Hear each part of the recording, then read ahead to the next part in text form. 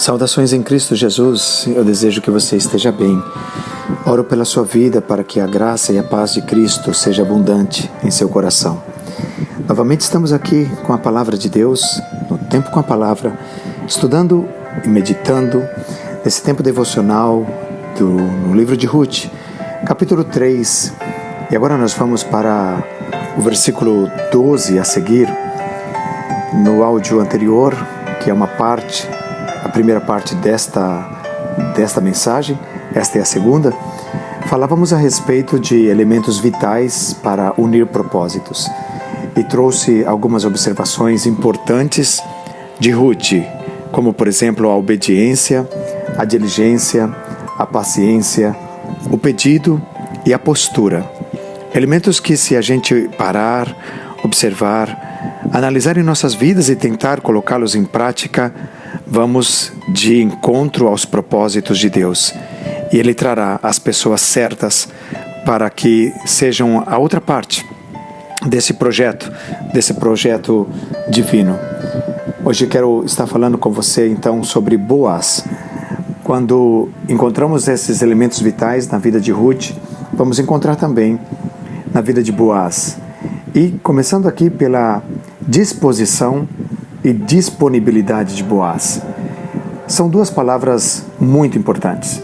Há pessoas que estão dispostas, mas não estão disponíveis. Há outras que estão disponíveis, mas não estão dispostas.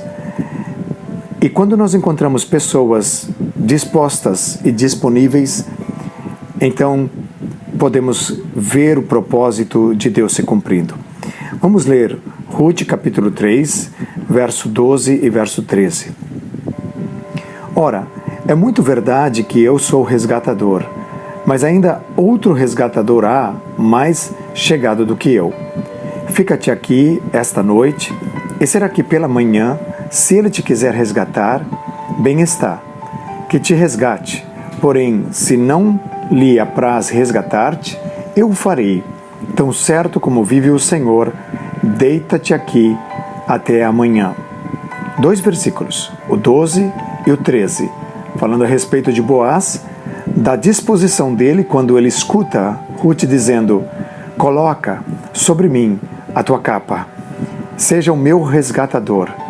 Ele está completamente disposto, mas ele tinha um fator, um ponto que não o deixava disponível, mas a disposição o levaria à ação para resolver essa questão da disponibilidade. A qual era a falta de disponibilidade de Boaz? Ele era sim um resgatador, mas havia alguém, e esse é o verso 12, que ele diz, alguém mais próximo no âmbito familiar do que eu. Então, pela lei do levirato, conforme nós aprendemos já, Boaz tinha que respeitar essa ordem. Tinha que ser, primeiramente, dar a oportunidade ao que estava na frente, ao que era mais próximo. E ele coloca isso aqui bem claro. Eu estou completamente disposto, mas tenho essa dificuldade, mas vou atuar. E ele disse, fica aqui esta noite, será que pela manhã, se ele não quiser resgatar, bem está, que te resgate. Porém, se não lhe apraz resgatar-te, eu o farei. Glória a Deus. Ele está mostrando muitas coisas aqui para nós nos relacionamentos. Ele está mostrando aqui disposição de fato. Eu vou fazer algo. Não vou ficar sem atuar. Como é importante, em qualquer situação da vida, que situações chegam até nós, que nós não estejamos sem atuar. Nós precisamos dar uma resposta, precisamos dar uma orientação, dar uma ajuda. E nisso nós precisamos saber fazer. Veja que interessante que aquele homem que estava a caminho, saindo de Jerusalém, indo para Jericó, ele foi espancado, aí passou um levita, passou um sacerdote, passou um samaritano. Quando o samaritano passou, ele viu que precisava ajudar, ele estava disposto, também disponível, mas ele fez com sensatez. Olha os detalhes ali daquela parábola. Ele não levou para sua casa, ele não comprometeu a sua família, ele levou para um lugar público, ele ajudou aquele homem, esteve disposto a pagar a conta da despesa daquele lugar por causa daquele homem. Então ele mostra que diligência é dentro da disposição e da disponibilidade. Ele mostra responsabilidade. Com Boaz também foi assim. Ele estava disposto, mas havia uma lei e uma ordem, que ele não era o primeiro. Ele tinha que ser íntegro com ele mesmo. Ele tinha que ajudar, mas saber como ajudar. Nós viemos de uma cultura do jeitinho brasileiro. A gente dá um jeitinho, a gente faz assim, ninguém viu, uma conversa. E isso para nós, seguidores de Jesus, não funciona. Ou é a verdade, ou é a verdade. O que passa disso é sim, sim, não, não, e o que passa disso é de procedência maligna. Mas a corrupção está tão inserida na mente do brasileiro ou até do ser humano que muitas vezes nós deixamos passar. Boaz mostra o texto, em termos gerais das Escrituras, que ele tinha se apaixonado por Ruth, que ele queria casar com Ruth, mas que ele tinha que ser íntegro. Ele tinha que dar primeiro o lugar ao parente mais chegado que ele. E ele mostra integridade aqui também. Você está vendo quantas virtudes somente nessa observação? Se eu não posso ser íntegro comigo mesmo, eu não posso ser íntegro com você. Se eu não sou verdadeiro comigo, eu não posso ser verdadeiro com você. Este é um princípio de vida, é uma grande verdade. E Boaz, ele estava sendo íntegro com ele. Eu quero fazer, eu estou disposto, mas tem alguém que está na frente. E eu tenho que fazer com que essa pessoa conheça dessa realidade e ver se ela está disposta. Então, se ela não quiser, então sim, eu serei o teu resgatador. Glória a Deus. Glória a Deus. Que coisa mais bela, que ensino mais tremendo para nós no nosso tempo com a palavra. Louvado seja o nome do Senhor. E ele ainda mostra não só a disposição e a disponibilidade, mas o compromisso em fazer. Ele diz, vive o Senhor, tão certo como vive o Senhor. Ele está dando a palavra dele diante dela e diante de Deus. Que hombridade, que lealdade, que nobreza, que compromisso. Que Deus nos ajude diante das situações da vida, a que a gente tenha a disposição e a disponibilidade. E se não somos o primeiro, não somos quem pode dar de fato ajuda, nós vamos até a pessoa e perguntar, você pode então fazer? Porque corresponde a você. E se não fizer, então eu vou fazer o que eu posso. Que lição tremenda aqui de Boaz. Quando a disponibilidade e disposição, junto com o elemento da integridade, da lealdade, da palavra diante de Deus e dos homens, então, conforme é o tema dessa mensagem, tendo esses elementos vitais, uma união de propósitos acontecerá dentro da vontade do Senhor. Como está você com a tua disposição? Como está você com a tua disponibilidade? Como está você com a tua integridade? Como está você nessas questões que abordamos até agora, desse estudo, em relação à tua família, ao teu próximo, a teus irmãos? Segundo lugar, Boaz, ele dá cobertura e provisão. Veja o versículo 15, é importante que a gente leia. Disse mais, dá-me o manto que tens sobre ti e segura-o. Ela o segurou.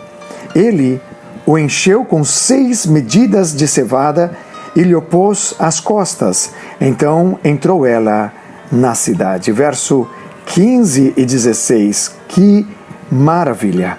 Aqui nós vemos que ela pede cobertura e ele oferece provisão. Porque ele não podia naquele momento dar a cobertura que ela pedia por causa do princípio da lei do levirato. Ele não era o parente mais próximo. Ele tinha então que ir até essa pessoa para pedir essa cobertura. E caso ele não fizesse, então ele se tornava a pessoa apta para isso. Dá-me o manto. Aleluia. Dá-me o manto. Quando nós olhamos aqui, porque ele disse, não se saiba que veio mulher a ira, o versículo 14, e disse mais, dá-me o manto que tens sobre ti e segura-o. Ela o segurou e ele encheu com 6 medidas, era muita coisa, era muito alimento. Veja que cada vez que Ruth vinha a Boaz, ela voltava cheia. Louvado seja Deus. Esse é outro princípio também da prática cristã. Quando alguém chega até você, como ela sai? Ela sai cheia de Deus, ela sai vazia. Qual é o conteúdo das tuas palavras? A boca fala o que o coração está cheio. As pessoas chegam até você e voltam com 40 quilos de alimento, que era o caso aqui de Ruth. Lembra que ela levou 40 naquele dia e agora à noite está levando mais 40. Bendito seja o nome do Senhor. Essa expressão de Boaz, na generosidade, que nós também falamos sobre isso, é maravilhoso, maravilhoso. A minha oração é que, quando as pessoas se aproximem de mim, eu tenha algo para oferecer. Elas possam sair cheias da bênção de Deus, da direção de Deus. E nisso existe exortação, consolação e edificação. E sair cheia da bênção de Deus não quer dizer que sempre sairá consolada a pessoa, mas pode sair exortada, porque esses são os objetivos da palavra de Deus: exortar, consolar e edificar. Nós precisamos de abençoar. Como as pessoas saem da minha presença? Eu pergunto sempre, aquele tempo que eu tive com aquela pessoa, eu servi de bênção para ela?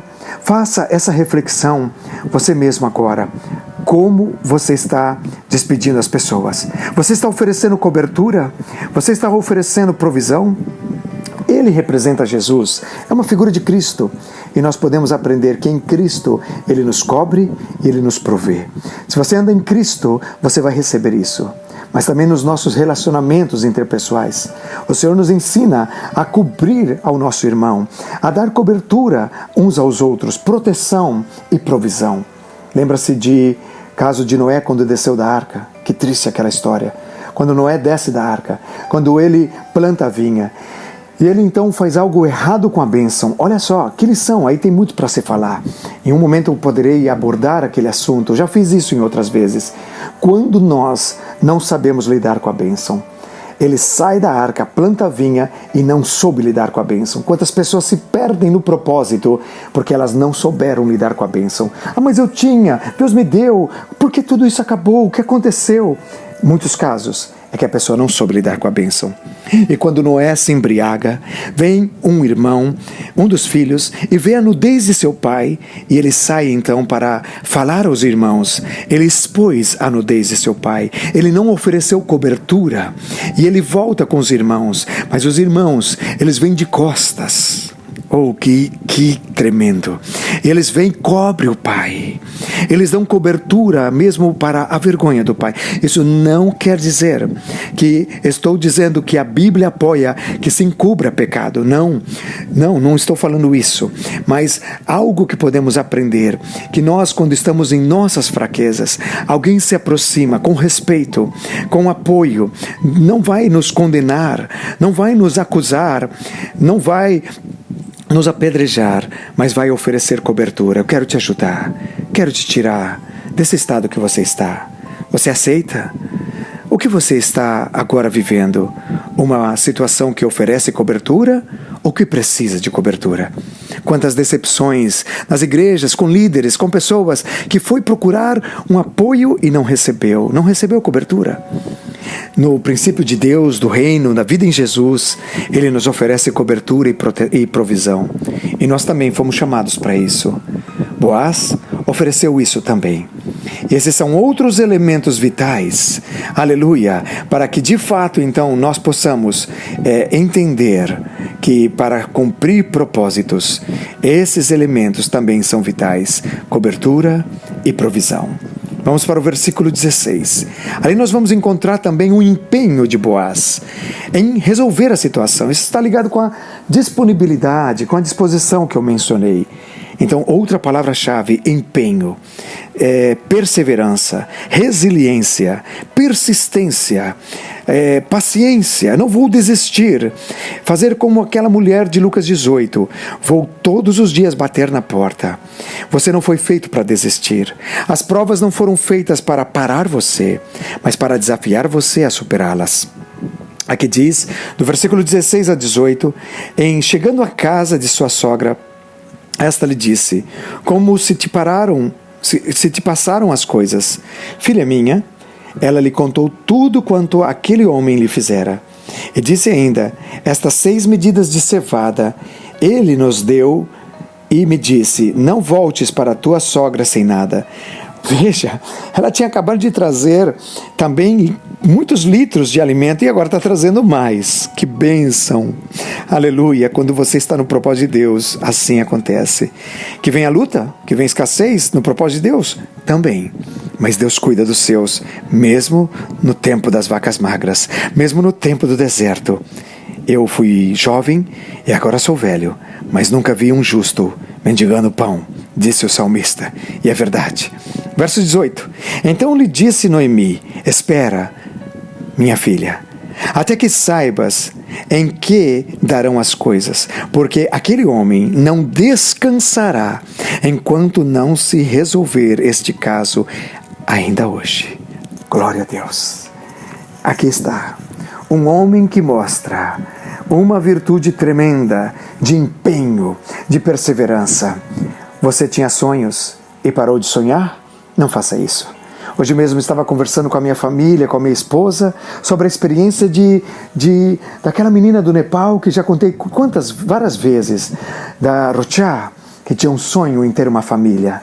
E no meio do caos do terremoto de 2015, em Katmandu, eu segurando a mãozinha dela pelas ruas, vendo o caos, corpos soterrados debaixo daqueles escombros, ela puxa minha mão e diz: eu tenho um sonho, tio, eu quero ter uma família.